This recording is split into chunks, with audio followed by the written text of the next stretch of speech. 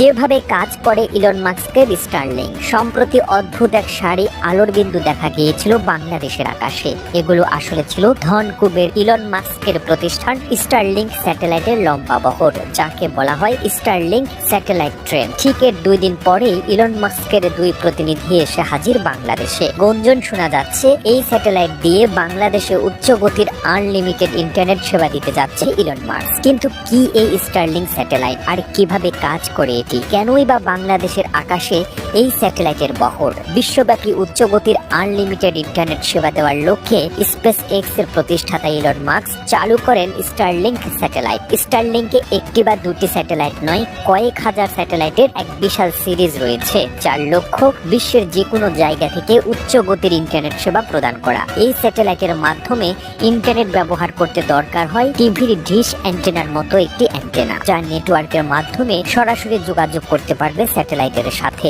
এরপর ওই অ্যান্টেনা থেকে একটা কেবল দিয়ে রাউটারে লাগিয়ে দিলেই উপভোগ করা যাবে উচ্চ গতির ইন্টারনেট।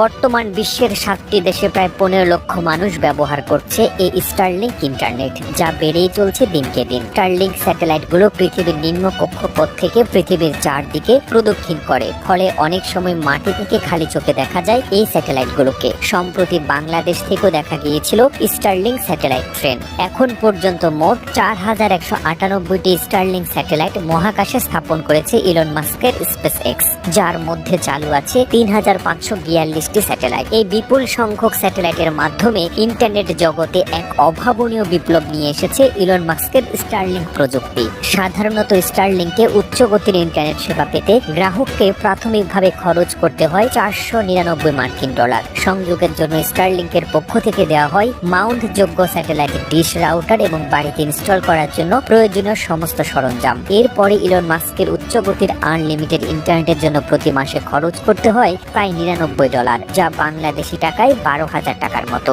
স্টারলিংক ইন্টারনেটের সবচেয়ে বড় সুবিধা তারবিহীন উচ্চ গতির আনলিমিটেড ইন্টারনেট। তারবিহীন ও স্যাটেলাইট বেসড হওয়ায় কোনো প্রাকৃতিক দুর্যোগে ইন্টারনেটে বিঘ্ন ঘটার কোনো সম্ভাবনা নেই বললেই চলে। প্রচলিত ইন্টারনেট ব্যবস্থায় সাবমেরিন কেবল অথবা ইন্টারনেটে তার ছেড়ে ইন্টারনেট বিঘ্ন ঘটার সম্ভাবনা থাকলেও স্টারলিংকে তা নেই। তবে এত সুবিধার পাশাপাশি রয়েছে কিছু অসুবিধাও। স্টারলিংকের সবচেয়ে বড় অসুবিধা হলো এর লেটেস্ট স্পিড। ব্যবহারকারী কম্পিউটার থেকে স্যাটেলাইট হয়ে সার্ভারে গিয়ে সেখান থেকে ফিরে আসতে প্রায় 500 মিলি সেকেন্ড সময় লেগে যায়, কিন্তু দিন দিন এই সময় কমে যাচ্ছে।